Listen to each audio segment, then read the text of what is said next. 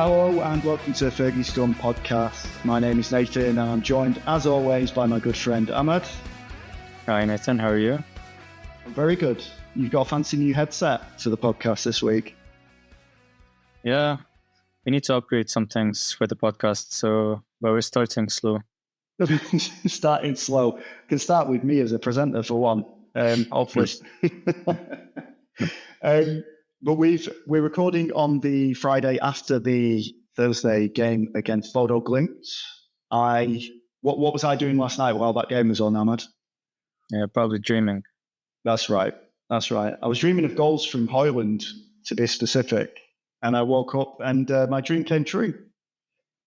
But it wasn't as straightforward as I thought that game was going to be, because I've listened to lots of I think Andy Nathan on the Talk of the Devils podcast, who's been out to see them, that club like 5 years ago, I think he said, and it's based up in the Arctic Circle, so a place that's actually called the Manchester, which is I didn't think there was many places that were, but they came and they made a game of it, and I have very little to say about the entire thing apart from the goals that I saw. But what did you think about the performance, mate?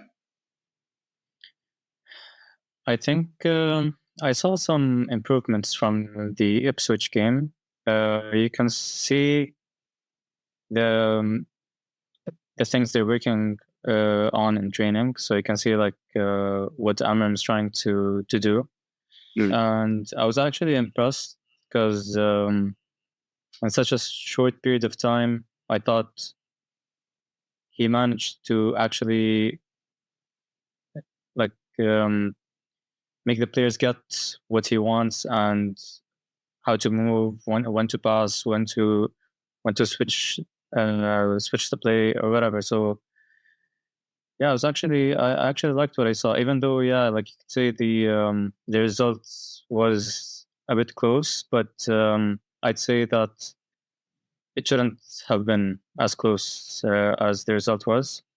That was what I was going to ask you, actually, because obviously 3-2 is a scoreline that suggests that it was a proper back and forth. Obviously going 2-1 down and then coming back. It was 2-1, wasn't it? It wasn't 2-0. Going 2-1 down, and then coming back and winning 3-2. It does show character, but I'm interested to know what the ebb and flow of that game was like. Did we dominate? Were we pressing? Was we lucky to get the result? Yeah, so we started the game very well. We scored in the first minute. We kept the ball well. We kept on pressing. It was way better than the Ipswich game. Then we dropped off for a bit. Bodo Glimt started getting more chances, getting more into the game, getting more confident. They actually have good players. I was surprised, to be honest, but I think they're gonna win the Norwegian League on the weekend if they win their game.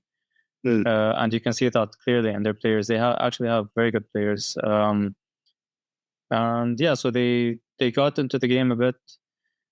The two goals they scored were, I'd say, defensive mistakes, lapses of concentration. The first goal was a mess. I don't know. It was just, I felt a bit of carelessness from the players. And yeah, the second goal, I think it was obvious why it happened. It's just. I think that gets us nicely onto the actual starting lineup, because he rotated. I think was it 6 players, 9 players from the previous game. 6 players. Yeah, so 5 players were the same as the ones who played against Ipswich. Right. Yeah, and I thought their 2 goals. I saw their 2 goals. We'll come on to United's goals in a second. But I saw their goals. The first goal, literally, Onana, no chance. What a hit that was. Really great first time finish from their player. The second goal was, and this is obviously down to that rotation and the surprise inclusion of Tyrell Malacia on that left side of defence. It was he got cooked like literally cooked, and it went through Onana's legs, obviously. But I was just so surprised to see him out there. Mason Mount as well, getting a start. Ugarte, it was good to see him like in the starting lineup. I think he's growing into his role at Man United. And Martinez coming back as well. But Malacia was when I saw Malacia had started, it's like wow, 500 days I think it is, or 500 days plus since his last start for Manchester United. It's over a year and a half. Yeah. Unreal. I mean, he's been in training for a while now, like for a couple of months, and he played some minutes for the under-21s a couple of weeks back. And I think if there's a game that you'd start him in or like start to integrate him into the team, it would be this one.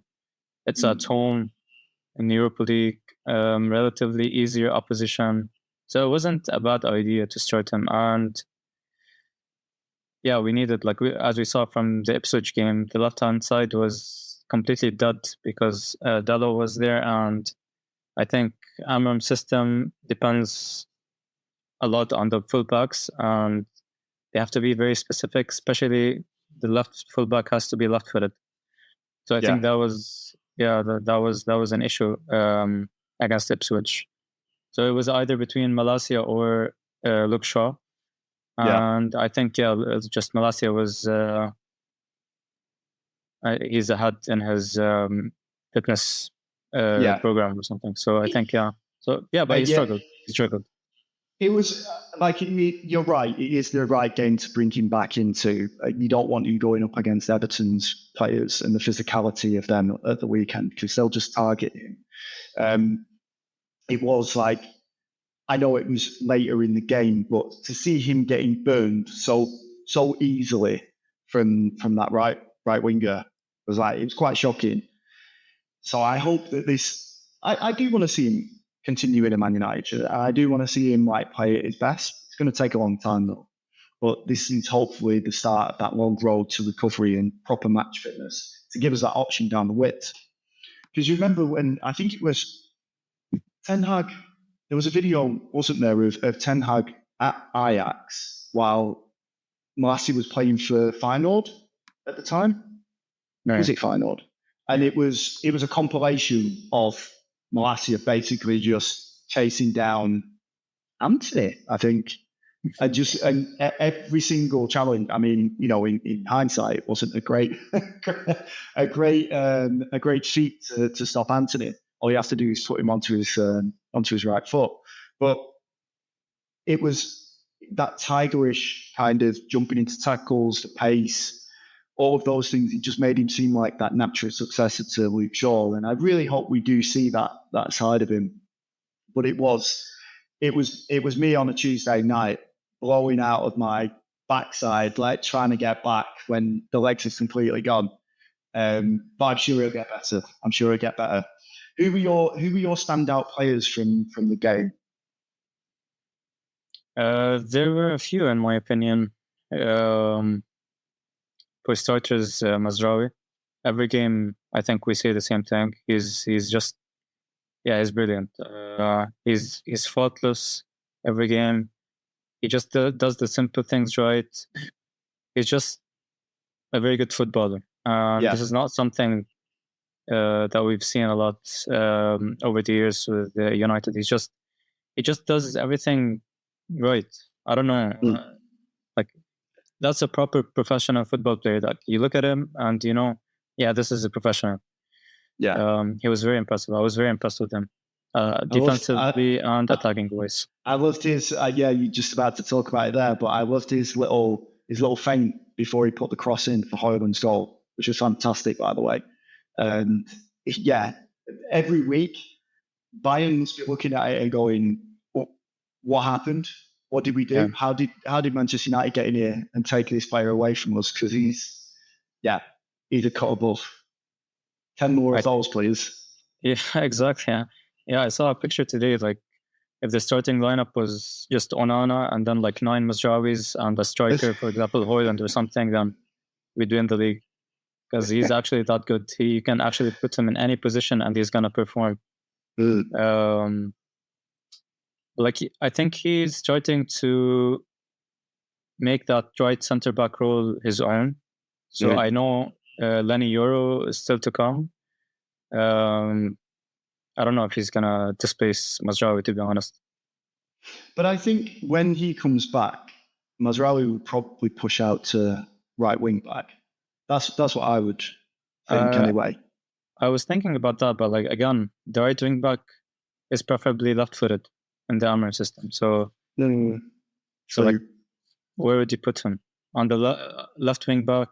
It has to be. He has to be left-footed as well. So yeah, it's difficult. I guess you could put him at left wing back and have Luke Shaw at left centre back, and then Martinez centre, and then Euro.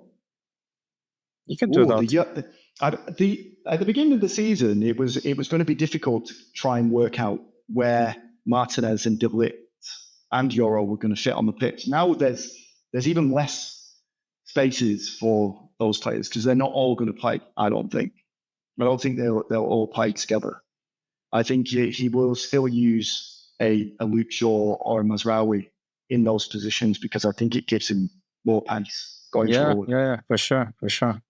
And Maguire also, I think, is perfect for the system. If he plays in the center back position, I think he's actually brilliant for that position. De Ligt is doing really well. I don't know. I was seeing some people slagging him off last night, but I don't get why. I watched the whole game and he did everything right. Yeah. And other players who impressed me, Ugarte was very, very good. He's, like you said, he's starting to grow into the team more and more every game.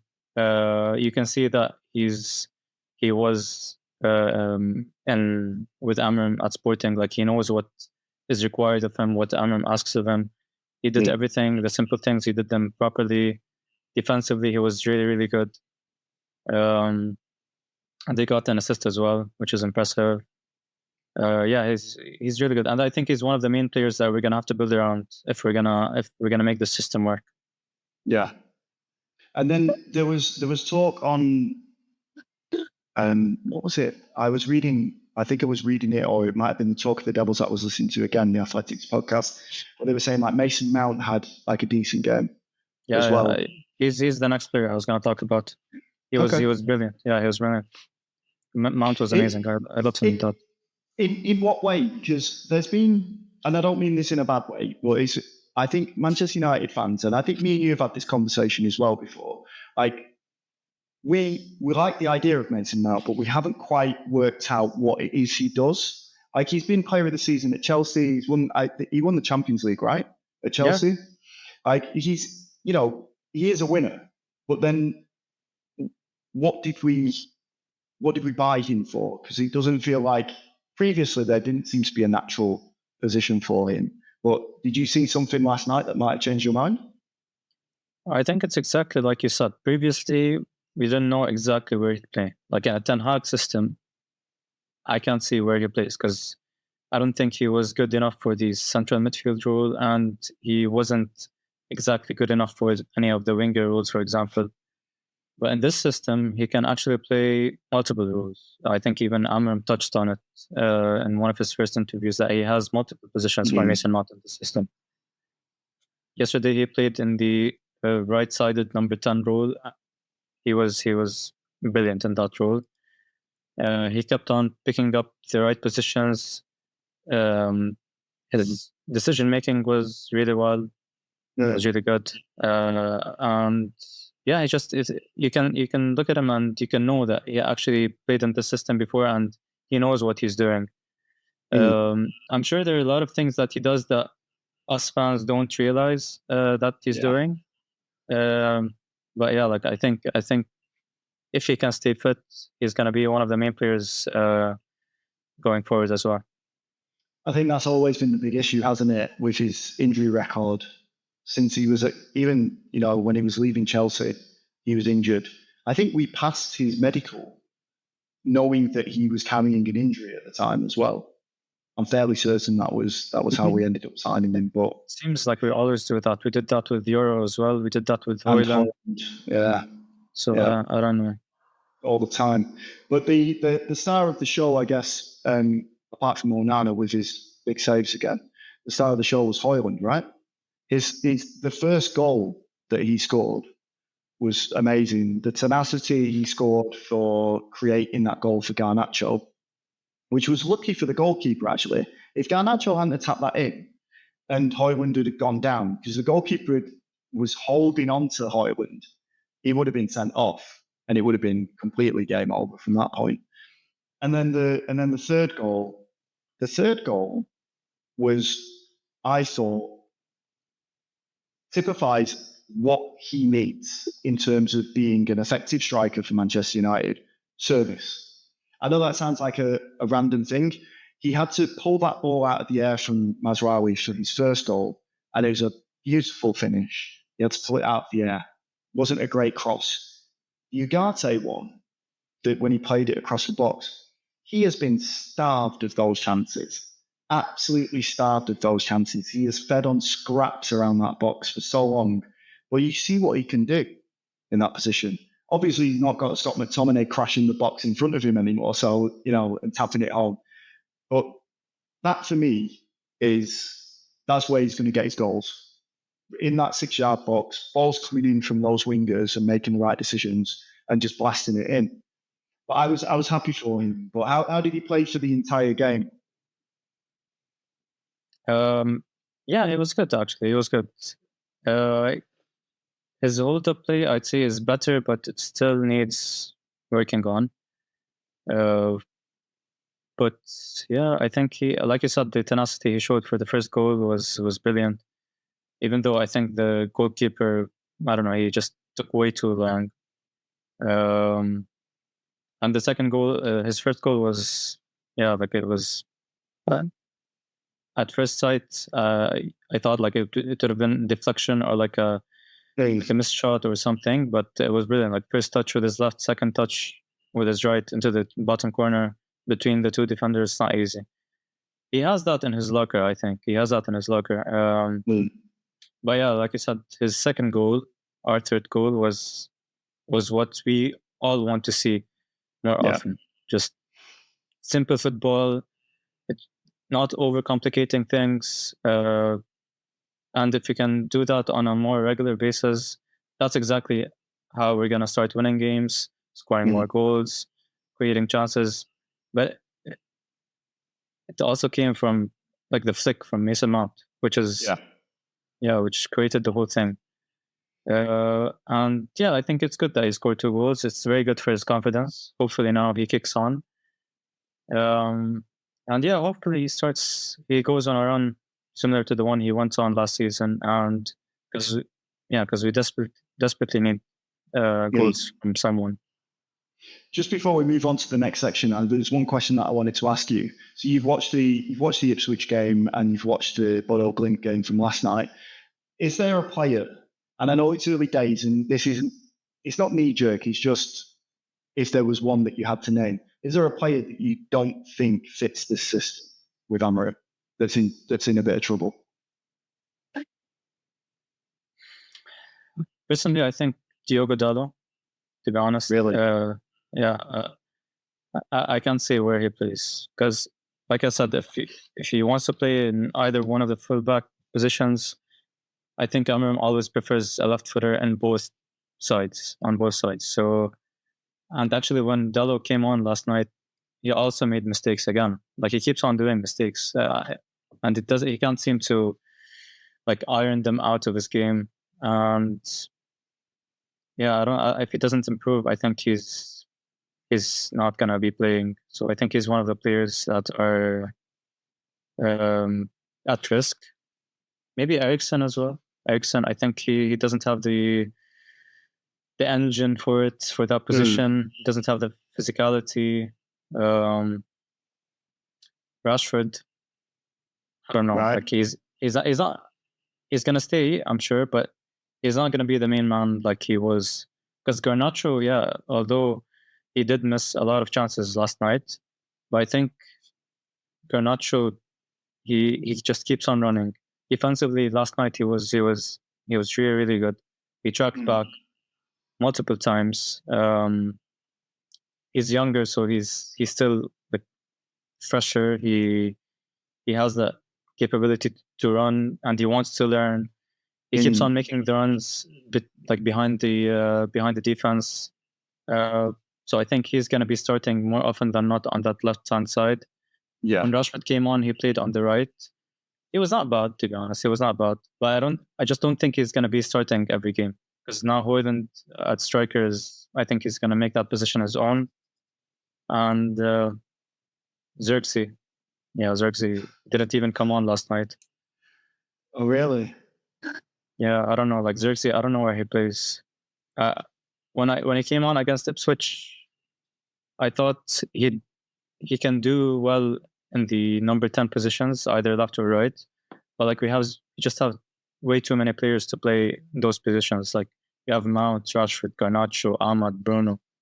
So I think we're like I'm going slightly off topic here. Or I said that we'd close this section, but I've got another thing that I want to talk about specifically about Xerxes. In that, I think with him, he's going to have to. What he was doing in Bologna is just not going to clear here. At United, in the Premier League, under Ten Hag, under Amorim, under anyone, he's just not going to cut it in the Premier League. There needs to be more energy. Like he can do the flicks and the connections, but as Amorim said on Sunday after the Ipswich game, he needs to be in the box. He needs to be crashing around that 18-yard box, using his physicality, using his deft touches, doing whatever he can as a striker, because that's what he is. He's a striker. And I think if he's one of the players that I'm very, very hopeful of, that Amorim takes him to one side and they coach the hell out of him to turn him into a productive striker. I think he can still be taught, like he said about Garnacho. I still think that Xerxes has the capability to take on that information and do good with it.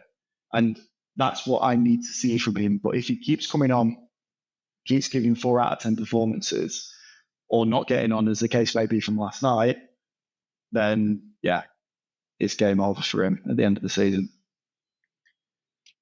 Yeah, no, I really hope he turns it around because I really like him. Yeah, I think he has a lot of potential. But yeah, I think to be honest, like we could come back to this in a few months and say, okay, we were so wrong about this. Yeah, because you can see that whenever he comes on, he doesn't have any confidence. Even from the beginning of the season, he scored that goal against Fulham, but then like in the next games, he missed easy chances and his confidence kept on dropping. Yeah. And now he's not getting a consistent run of form or a consistent run of games. So if he's the type of player that checks social media as well, as we know that there are a few players in that changing room that do, he'll be massively affected with what he's seeing. Yeah, affected by it. Like it's completely binary. We talk about this all the time. There's knee-jerk reactions all over the place, but he is definitely that type of player that needs the proverbial and literal arm around the shoulder to try and get his confidence back to get the best out of him.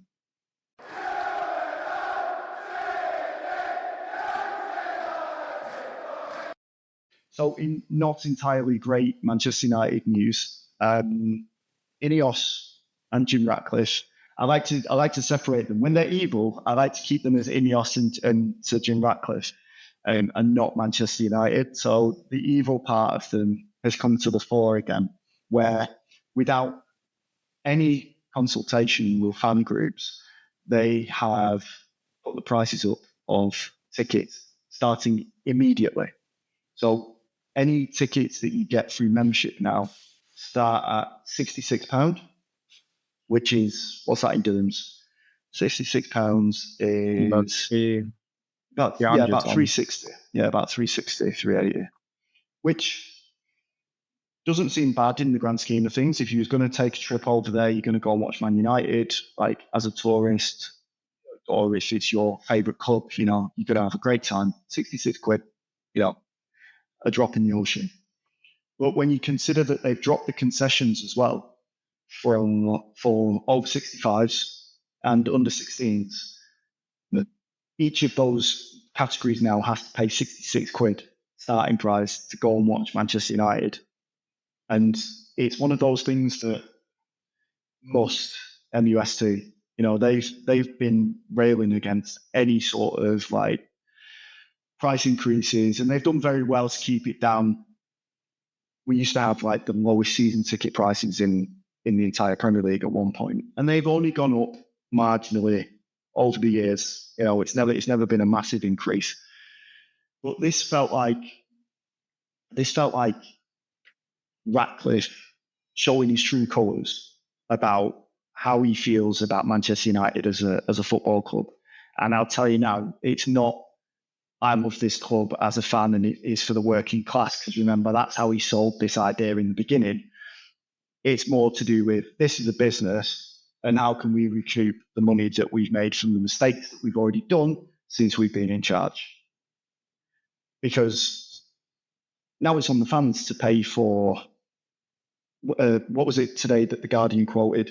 21.4 million to sack Ten Hag and to get Amorim in. Like, that's a lot of money. And they have to make this up for PSR. And that's now fallen on the fans. Affected immediately. No consultation, no like talking to the fan groups or anything like that. They've just gone, right, pricings have gone up, starting immediately. And obviously the groups are raging. And so they should be. Be, because Manchester, that area of Manchester, and it doesn't even matter about that area of Manchester. Manchester in itself is like a working class city. And football is one way to, as the old cliche says, is to forget about your week of woes. You go and watch United play, you pay 20 odd quid to get in.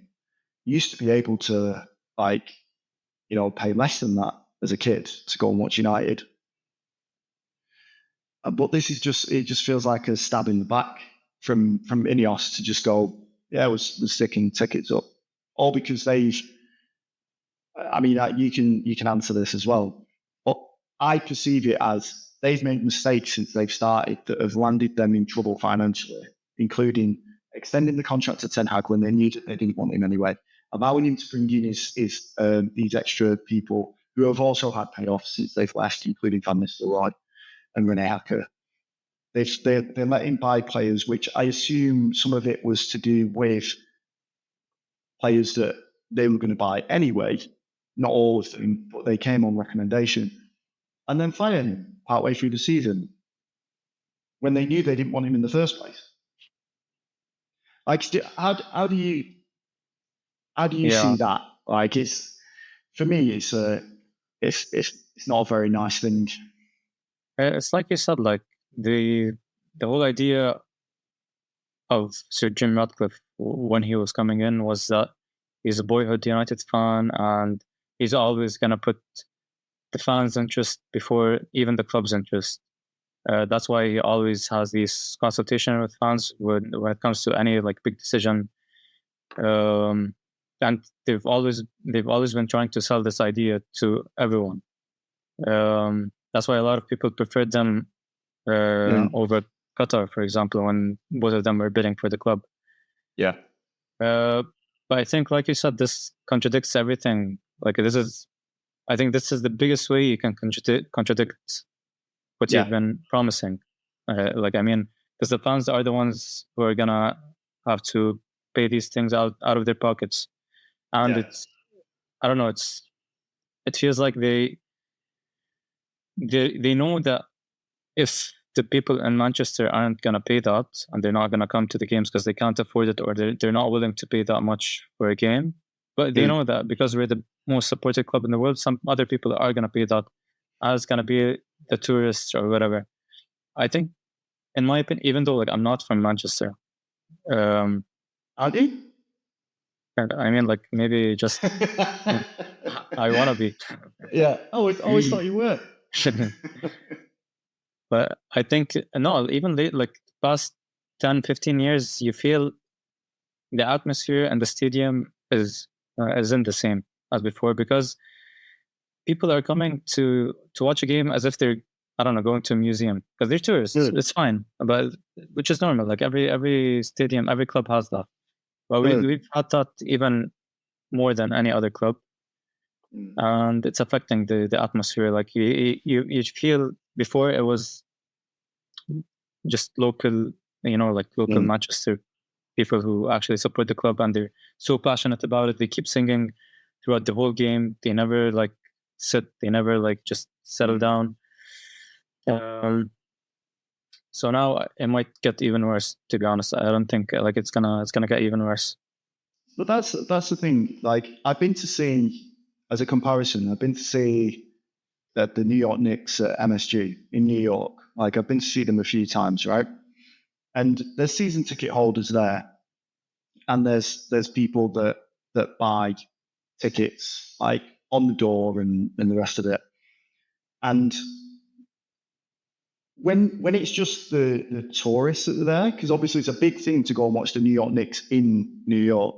When it is just the tourists, there's no real atmosphere, and like there isn't. It's just, oh, you can. Yeah. There's that famous player, and that was good, and where's my hot dog, and should we go to the concession stand? It's an experience. It's not.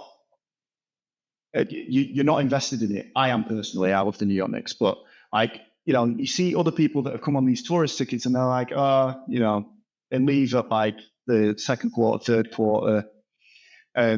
Knicks is probably a bad example, actually, because the last few times that I've been to see them there, season ticket holders that have their pay thousands and thousands of dollars, they turn up at the third quarter. That rather than at the start of the game, they come in at the third quarter and then leave, right at the end, just because it's a season ticket. It's what they do, They go and watch it as if they're watching it on TV. But I think, like you just said, there will always be people that will take those seats. Well, the people that will take those seats don't understand the club, don't understand what it means to the city of Manchester and that surrounding area, as it does to those young and old people that want to go and watch that team every week and have been priced out of it. And I remember ages ago, must have been, 2007. I was on a press trip for Pro Evolution Soccer back in my video games journalist days, and the head of Konami for the UK at that time is a big Chelsea fan, and we were chatting, and we were talking about season tickets, and he said something about United season tickets being over £1,000, and Chelsea's still more expensive, but Man United's are over £1,000, and I went, no, they're not. And he went, they are. And he got quite, not heated about it, but he wasn't having it. He was like, no way, a club as big as Manchester United aren't selling season tickets for over £1,000. Anyway, later on that evening, he goes on his computer, does a bit of research, looks for like the cheapest and the highest Manchester United season ticket. I think the highest at the time was like £750, which was a huge drop from a lot of the teams in the Premier League at that time. And it was always kept like that because they always wanted to keep the soul of it. I know I'm sounding quite deep now, but it does matter. When you keep the soul of it and you keep those generations keep coming back to watch Man United all the time, it's good, it goes through generations. But when you're 66 quid is a large amount of money, right? Especially during an economic crisis. But that's only the starting number. £66 is only the starting number. That's going to go up and up and up because it's a business, and they will see how far they can push that until there are protests, which I believe there's one planned for the Everton game of the weekend. Yeah. Whether that happens, I don't know. But those prices will just keep going up and up until the fans put their foot down and stop going. And even then, they'll try and sell them on to the tourists that are in town. But the other thing as well is that seems to be put back on the fans to pay for is the stadium.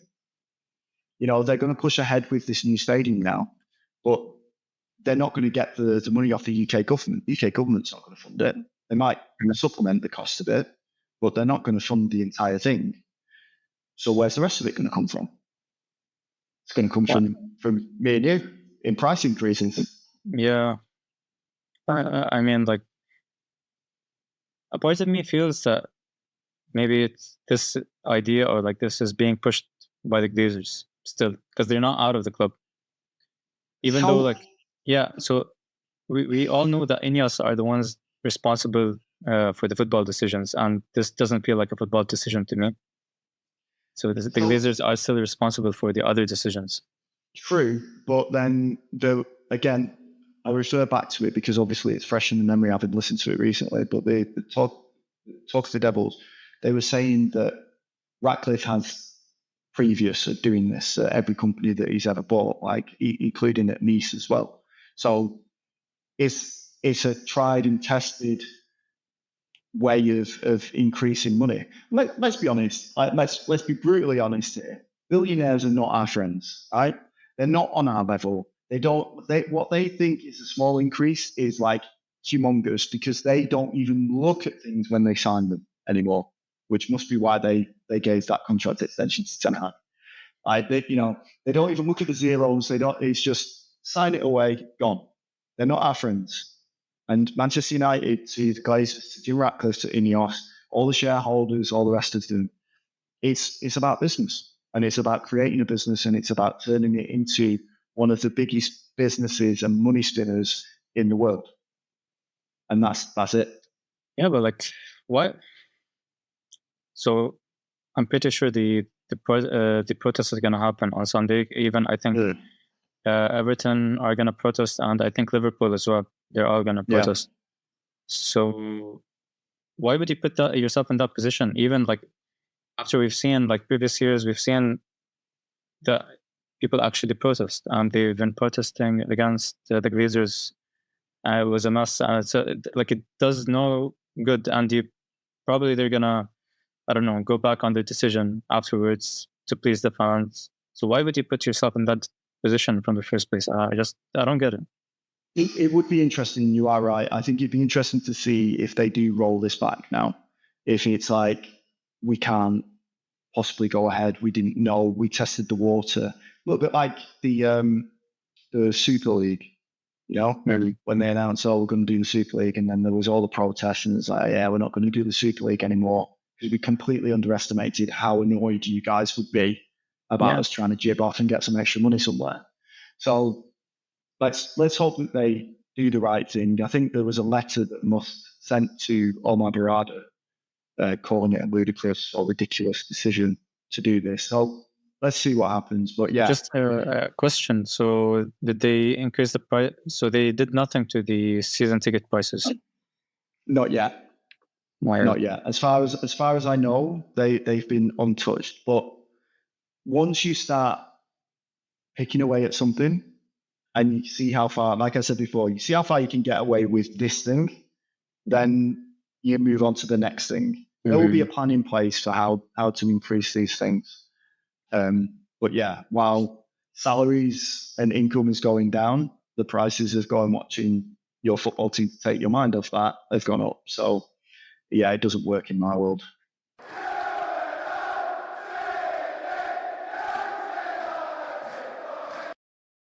Up next at Old Trafford is the Toffees. Sean Dyche's Toffees.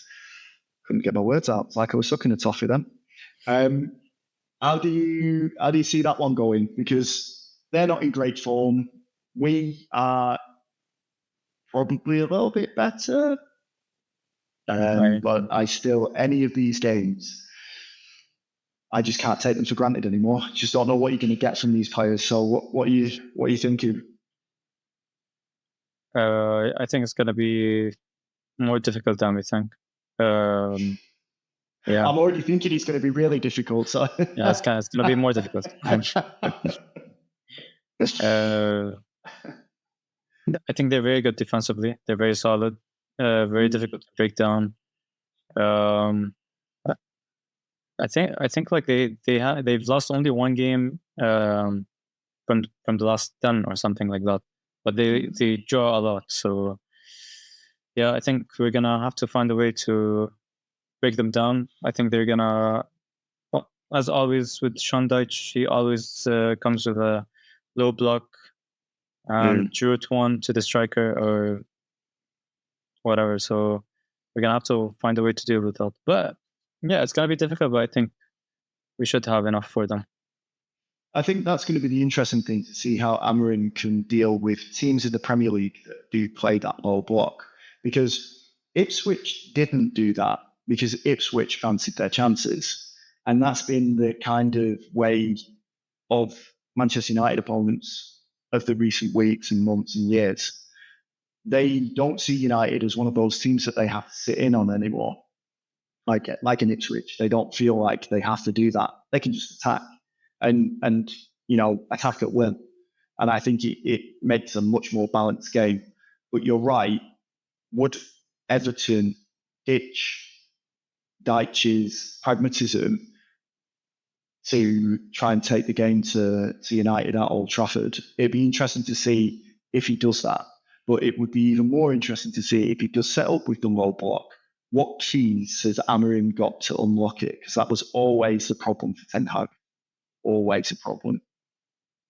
I think you could say, yeah, I'm not saying that Bodo Glimt are on the same level as Everton, for sure. There's a difference. But watching the game last night, Bodo Glimt played a really low block with 2 blocks of 4 and the 2 strikers coming back. So it was very difficult, very compact and very difficult to break down.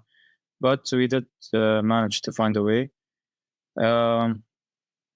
And I think the win last night would give the players more confidence. So yeah, I'm interested to see how we deal with it. But which of those players do you think stays in that starting 11 for the weekend? I think Højlund stays. Garnacho has played the past 2 games. I don't know if he's gonna play the 3rd game as well. I think Rashford comes in. Ugarte has to play. The defense has to play. I don't know who plays on the left wing back. Maybe Dello comes in. But yeah, I think Ugarte, Bruno for sure, and Højlund are the ones who are for sure gonna play again.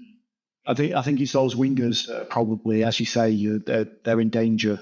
They are ripe for rotation. Let's say that. So I think that with Ahmad, Garnacho, Rashford, Xerxes in that position, I don't know, but there's options now. There's options to see how that would rotate. But yeah, we've got to keep Højlund at the point of that attack, because I don't think it helps coming into the team and dropping out again, especially for a striker. You need to be constantly fed. You need to be constantly in those positions. You need to be, a run of games so that you can hit that in the patch. And he's been streaky. Højlund, but I'd like to see him, a goal a game. I know that's asking for a lot, but I would like to see him getting into the box, missing but hitting those chances over and over again. I think Ugarte is a shoe-in for starting. We haven't seen Mainu back on the pitch yet, and I'm guessing Amorim doesn't want to risk him at all. I think he knows what he's got there. I think Amorim knows with Yoro and with Mainu, he knows exactly what he's got there, and he doesn't want to rush it like other managers may be prone to do. Right, get the best players back on the pitch, and then there's another injury. I think Amorim's like, let's just wait. Let's just see how this works out. So I'm not sure if Copy will play at the weekend, because I don't think Everton's a good team to play against, especially the way that they defend. But I think once he's back, that Ugarte Mainu pivot is going to be that's going to be the starting two in midfield. But the rest of them, as you say, it could be Casemiro, could be Eriksen, it could be Mount. Who knows? I mean, yeah. To be honest, thinking of it, I don't know when Maino would come back in. Like, I think Yeah. last night would have been a good game to at least give him some minutes. He hasn't played since the Villa game, which was like, I don't know, 2 international breaks back. So yeah, you're not gonna play him against Everton. You're not gonna play him against Arsenal the following game. Maybe you start putting him like back into the team against the Forest the following weekend. But we need Mino on this team. We need him. I think he's really good for the system. He's one of our most technically gifted players, so technically secure players. So like he has to be on the team. But yeah, I think like you said, maybe Casemiro comes back in into central midfield with Ugarte. They've had that good partnership with Ruud.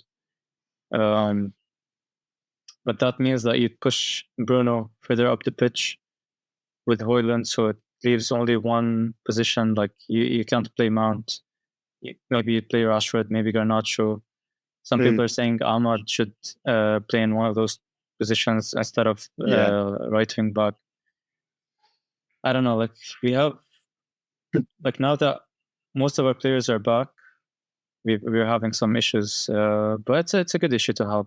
Yeah, it's a very good issue to have. So who would you pick as your FPL picks this week then? Actually, I told you last week my FPL pick was Rashford on Discord. So. Oh yeah.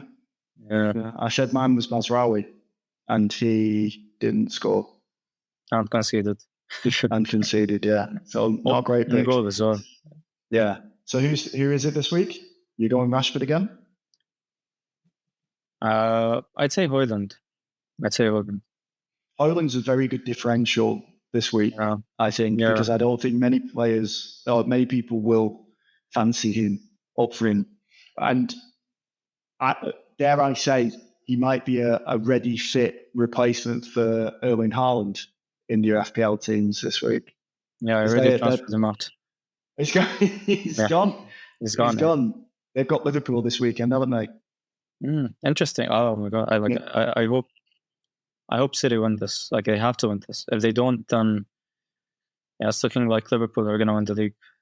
As always, I would like the pitch to suddenly open up and swallow all players, fans, rather than pick either team to win that game.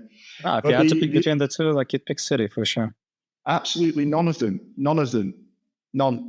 I don't know what the consequence. If you had to pick between the two. What is the consequence of not choosing though? What's going to happen to us? You're ruining the game.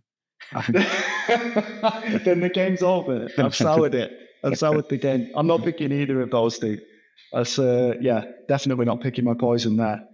But the player that I would choose this week, I think, again, I'm going to go with Mazraoui because he's got Everton don't score a lot of goals.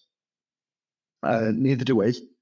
But I think that having Mazraoui in, you've got the potential assist on there. I said this last week. Just what I'll do is I'll just cut this bit out from last week and put it in here. You get the assist threat, but you get the clean sheet threat, and I just can't see Everton scoring. I think we'll win. I think we'll win like 2-0. I'm going to say. I don't know. I really hope we keep a clean sheet, but it looks like we're conceding way too many chances because the players still are getting to grasps with the system. So I don't know. I feel we're not going to keep a clean sheet. So I'd say 2-1. I just hope we get the 3 points. We desperately need 3 points in the league. We really do. We need to. Every week I say the same thing. We have to win. We have to go on and on. But like if we win this game, we have Arsenal away the next game. So we just have to win it. We have to win it. I remember throughout the international breaks, you've sent me a couple of screenshots of the fixtures list and going, I can see a run coming. I can see a run. No, please. No. We just need that run to happen. that was like not the last international break, the one even before. I know, yeah. And we haven't won since. I know. It's been ridiculous. But maybe Everton is the one that will kick it off.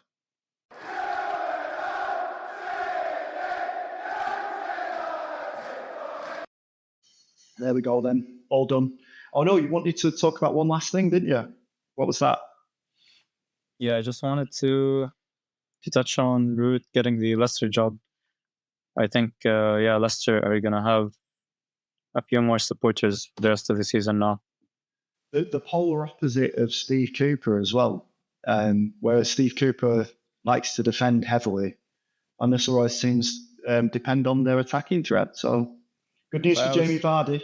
I was actually surprised they sacked him because he didn't have the easiest run of fixtures. Like he had United, he had Chelsea. I think he played most of their games are against top 10 opposition, and they have 10 points so far. So I don't get why you'd sack him. I think in this day and age now, with managers, there's no time to waste. I think they previously stuck with managers that got them relegated. I think Brendan Rodgers took them into the relegation zone, right? And they persisted with him for the longest time when everyone was saying he's got to go. And I can't remember if it was that season that they got relegated. But yeah, I think they got Allardyce, I think. Possibly. Yeah, I think they got Allardyce. And he didn't push to keep them off. Yeah, but the thing is they don't tend to sack managers on a whim. So for Steve Cooper to have bitten the bullet, so to speak, for the run of form, it can't just be the results. It has to be essentially a mutiny from the players going in and going, this guy, forget it, don't know what we're doing. Don't know what we're doing. I love Root, but you're getting an unknown quantity with him. So Oh, absolutely. Yeah, so but that's exciting. That's exciting. It is exciting, but it can go very sour very easily. That's fine. As long as he doesn't ruin his Manchester United legacy at Leicester, that's absolutely fine. As long as he's ready in 2 years' time when Amorim gets fired. No, I'm joking.